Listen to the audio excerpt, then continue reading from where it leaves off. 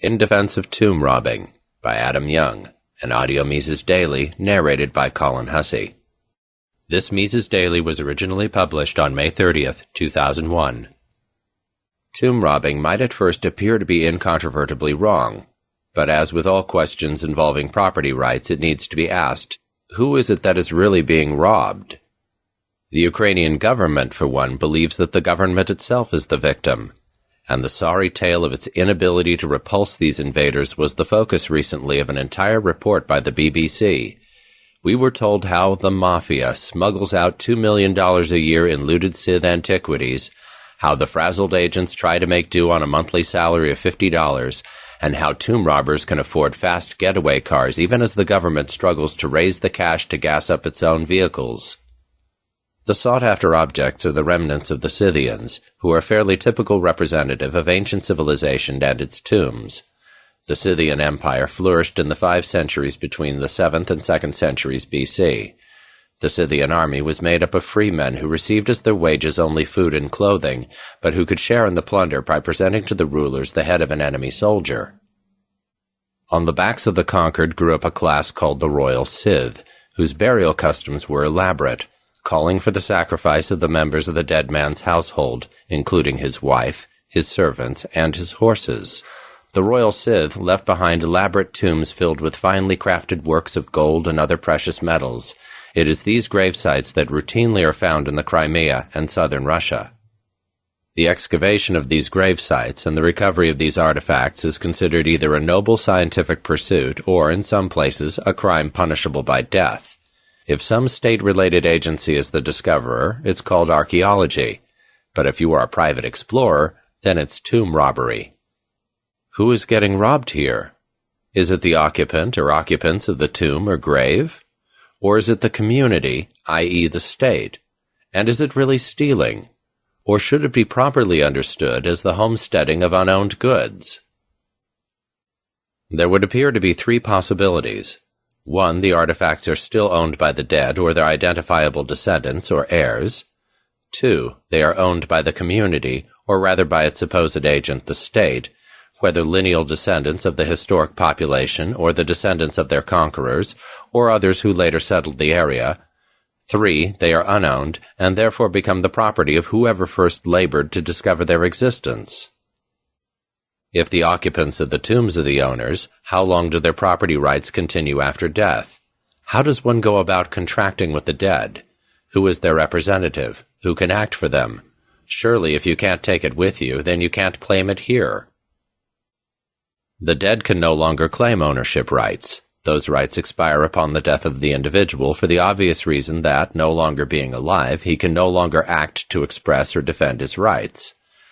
Additionally, these artifacts, which themselves are surely likely the ill-gotten gains of raiding, exploitation from direct slavery, or the indirect slavery of tribute, are very old, and it's very unlikely anyone can claim to be identifiable descendants of the buried or of their slaves. So, since we can't negotiate with the dead, what about the claim that the rightful owner is the community, the nation, the people, history, through its representative, the state?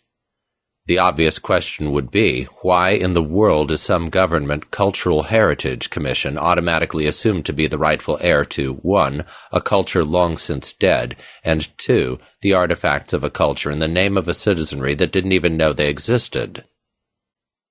Government-funded institutes cannot be legitimate homesteaders, nor can their tax-supported agents in the field.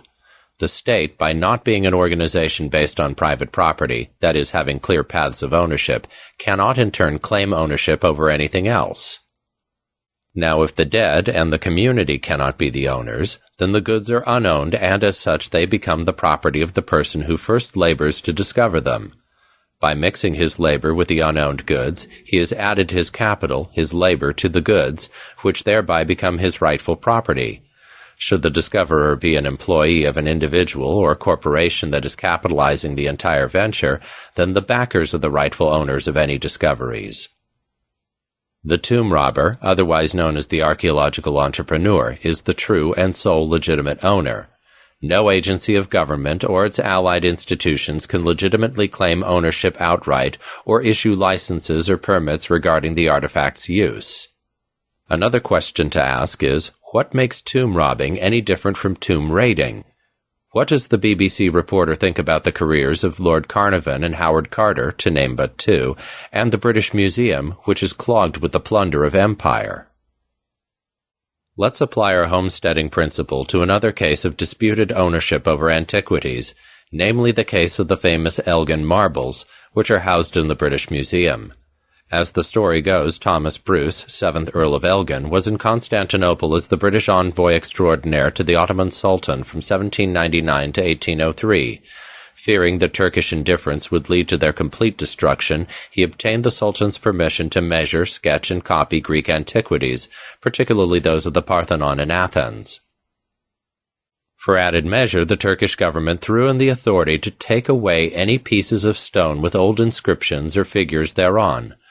So accordingly, between 1803 and 1812, Lord Elgin hauled away and had shipped to England 253 friezes, sculptures, pedestals, columns, and other assorted artifacts.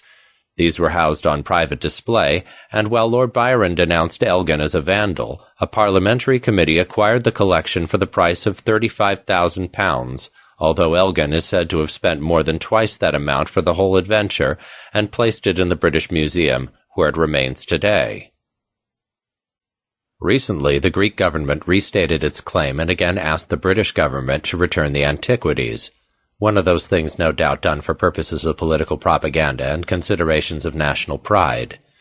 Consequently, the question remains, who is the true owner of the Elgin marbles? As the homesteading principle decrees, no government can legitimately claim to own any property, because the government itself is the beneficiary of involuntary and unequal property transactions. First, the Ottoman Empire gained control over the Greek mainland by conquest, and thus cannot legitimately have given Lord Elgin any permission in any relation to the antiquities.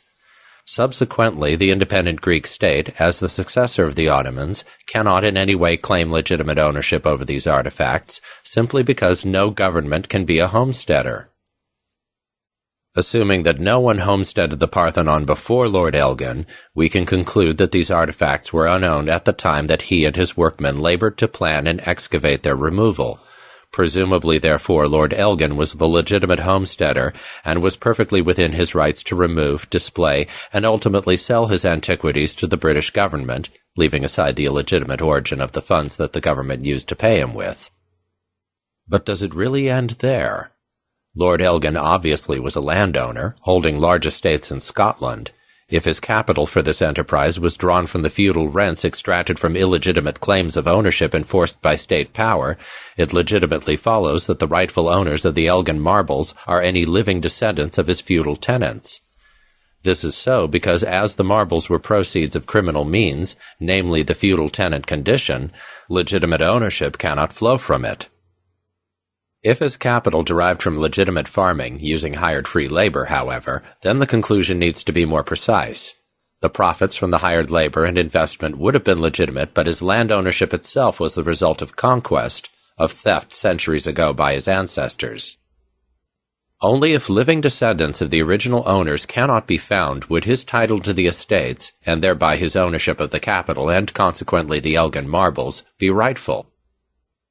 If the descendants of the tenant farmers are the owners, then only they can choose to divide up ownership among themselves and return the marbles to Greece, with proper compensation being determined only between the sellers and the buyers.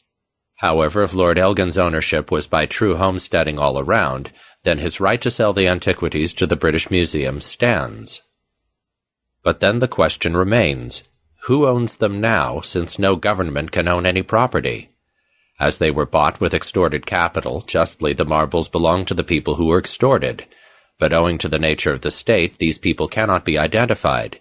In that case, the legitimate owners of the Elgin marbles would be the museum staff, who have homesteaded them these many years while they existed in the ownership limbo of governmental possession. When it comes to all artifacts, however, because of the ideologies that decree that all land and its contents are implicit property in some form or other of the state, it for years has been a contest between those who, in the words of the BBC's report, dig for profit, and those archaeologists who want to preserve and study sites for posterity. That is, it is a contest between those who claim ownership by just title and those who claim ownership by the threat or use of force. Opponents of private exploration and collecting cite the alleged conflict between the goals of profit and scientific research. The example of the Crimean Eastern Institute, however, is typical of most universities and museums with modest budgets. The Eastern Institute keeps its artifacts, gold and silver jewelry worth tens of thousands of dollars, in empty cigarette packages and old medicine boxes because, quote, there is no money here for anything else. How do the people benefit from having these artifacts locked away and not even on public display?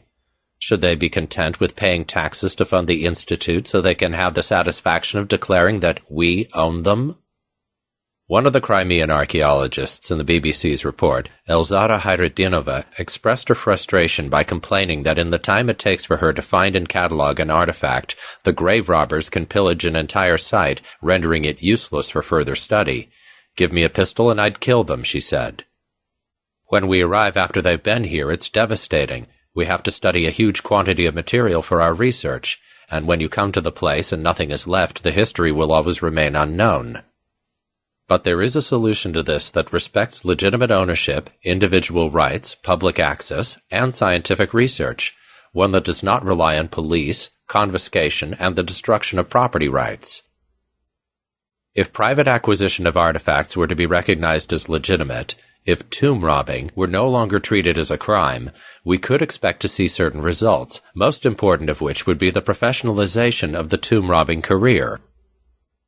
The more knowledgeable the archaeological entrepreneur becomes, the more accurately he can identify his finds and the more valuable he himself becomes to museums, universities, and private collectors. As the number of archaeological entrepreneurs increases, the amount of equipment and capital increases as well, and as these new diggers seek greater training in response to the demands of their markets, they will naturally seek out the assistance of established archaeologists.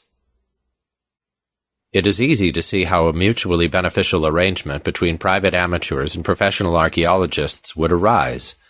Besides offering simple educational training courses for would-be archaeological entrepreneurs, established archaeologists could pursue agreements whereby, in exchange for better documentation of digs and the handing over of commercially worthless artifacts, the amateur could receive professional advice and recognition.